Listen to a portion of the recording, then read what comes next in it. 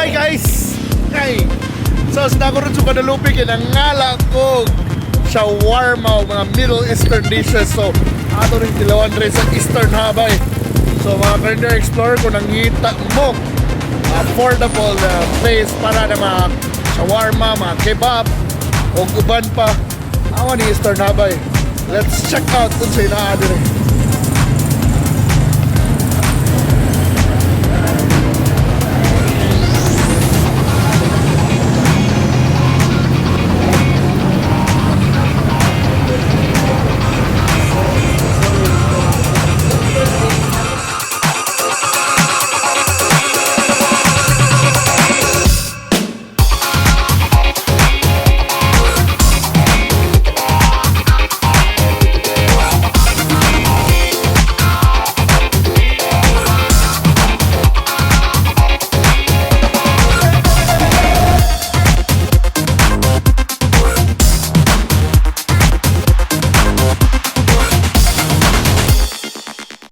So hi guys, natanong sa Eastern Hub atong ilawan ang ilang mga specialties diri. Una na sa beef shawarma na 80 pesos lang, tapong na siya. Plus na siya chicken version na 70 pesos na.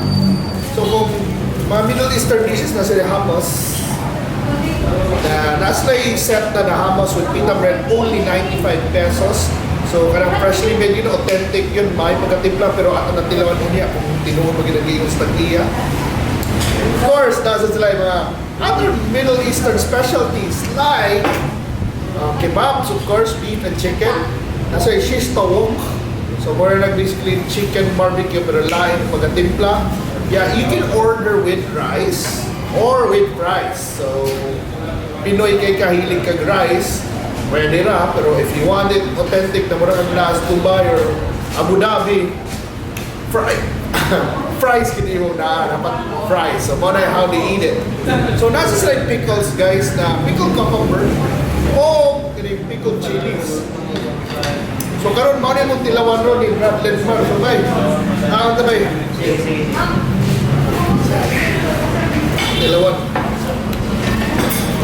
So by the way, also nasa sila mga sauces dre, which is the garlic sauce and the chili sauce. Ako rin tumawa na ating kapatid ni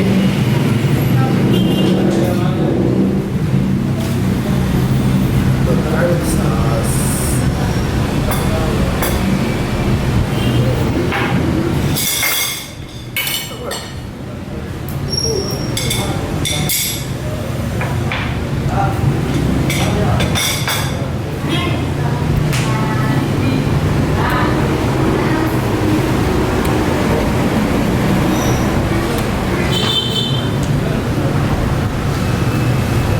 By the way, the pita bread is made out of wheat bread na gihimong na daily pag yun. So, ang sunod sa ilang shawarma, na siya fries, na siya meat of course. Lagi siya timpla kayo na yung herbs, so lahi yung mga kuwan ba? Makakuan ko gala na, ibutang na nakuan, na pagpakungon, pagpanaki. Ilang chili sauce, hands up, pero dili overpowering. So, pero dalay mo lang napil sa ibang baba na halang-halang, but dili sa siya ng hindi na kaganan mukaon. Magpakuan lang. Actually, mas ganado ka mukaon.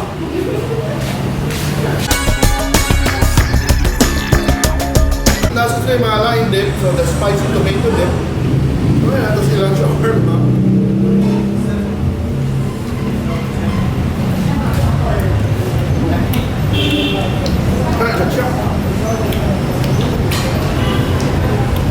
Para sa chili sauce kanina yung pagka-sour na yung pagkakuan, yung tomato, so yung kaning pita bread, by the way, lami isa ko na with hummus.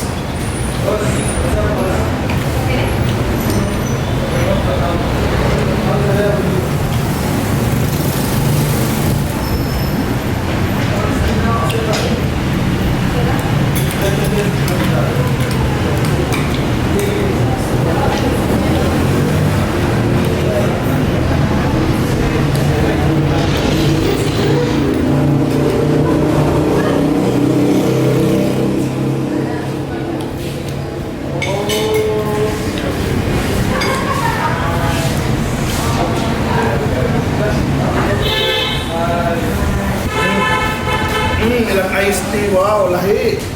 20 pesos rin bro. Lahi siya timpla, dalawa yung iced tea rin.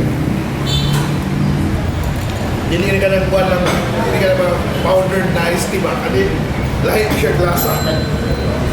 Unique. So, so 100 din mo, pwede na ka na iced tea o shawarma. Sulit na, di ba? Sulit tayo. Rice na ka ba? Rice. So, that's the Arabian fried rice ko, no? So, dalawa na itong Arabian fried rice.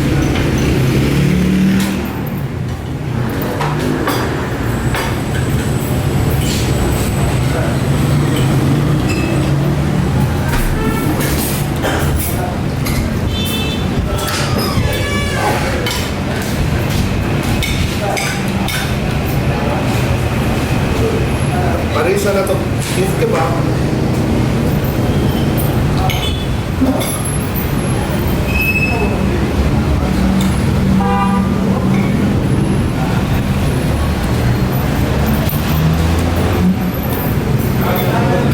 Kanilang pickles.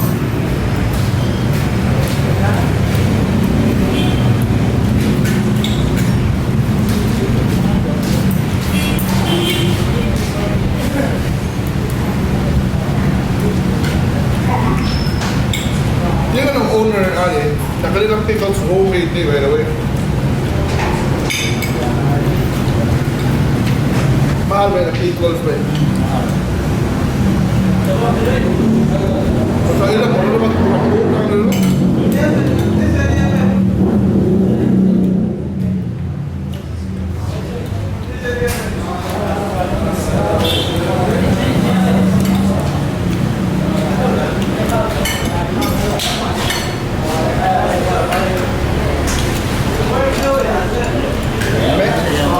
Ayan, yung ito no?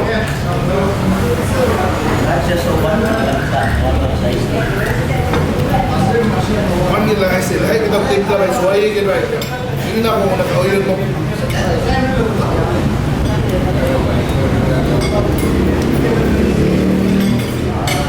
Dalawa na itong sili.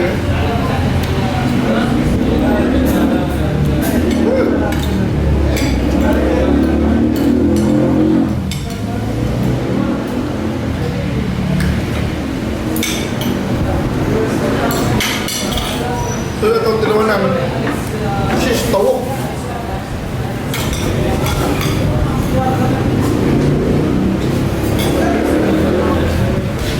Itong garlic sauce.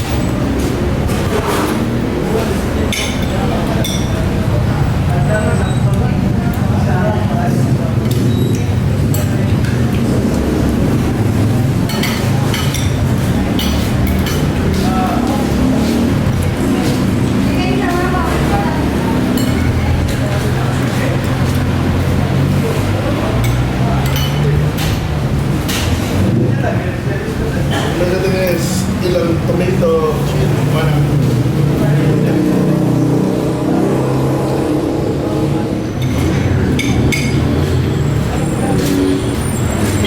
Ito, puno na siya.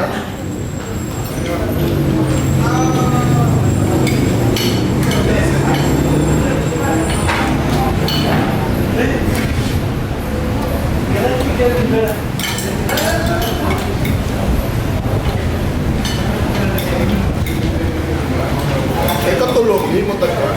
Hindi mo ba akong owner? Tusog lang, no? Chicken kebab. Ito fries.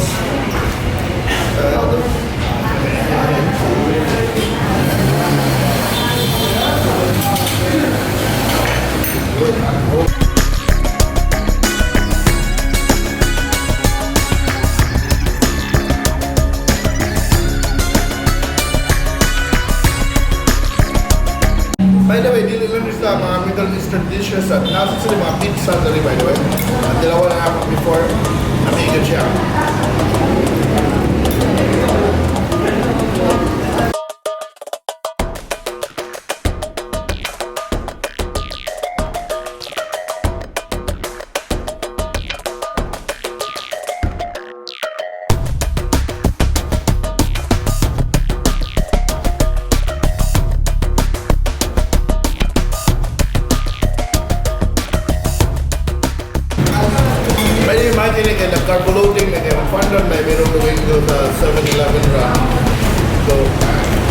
yung ginidri para mag-carbo loading guys. Alright.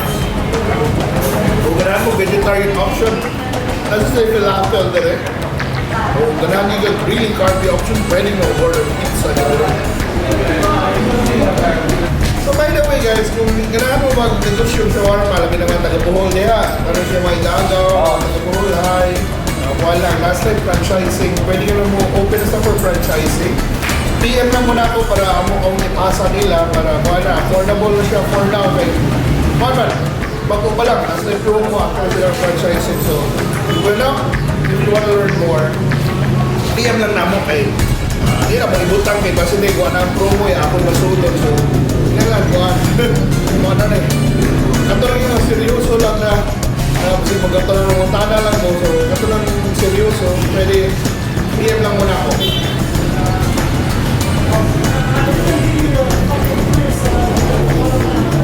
Ako kayo? Lurot din ako.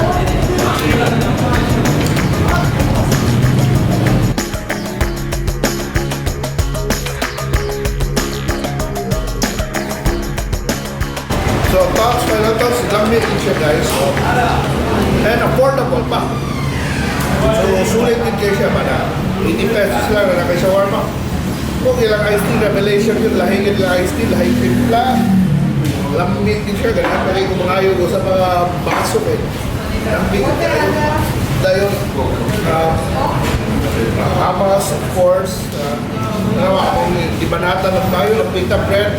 Enjoy kayo eh. Oh, bisa kanina nga, masamang i-appeal. So all in all, yes, the flavors are there. The good thing about it, it's quite affordable siya. And dapat sila sa Plains Karsada, so binupirag na pero di ka magbahay na naman. So, pasok din sa Karenderia Explorer, pwede sa disma masosyal. Actually, ganahan kayo mga ordinary, mga foreigners kayo. I think, una nakauyon sa presyo, and of course, pilihan may na sila. So, do you think na kung ano yung bagay lasa sa ilaha? So, it reminds them of home. Mga kayo mag-shawarma or other Middle Eastern dishes. Ano mo sa Eastern Hub? And by the way, nasa sila yung pizza. So, ganahan mo, dagan mo, barkada mo, and you want a good meal na malipay mong tanan, yeah, order pizza. And I kalimti ang iced tea, guys. Sure, pusok mo anak. And thank you so much for watching this episode of Karenderia Explorer. And by the way, kung ang Eastern Hub is located at Rama Avenue, at banglar siya sa Guadalupe na street, nagkanang entrance sa Guadalupe na subdivision. So at bang sa Pandi, Manila. So, kung ano, makita na yung daan, kaya padung sa simbahan, na siya sa right side, Eastern Hub, ay kalimti. And once again, thank you so much for watching, and kung ako mo ka-subscribe na.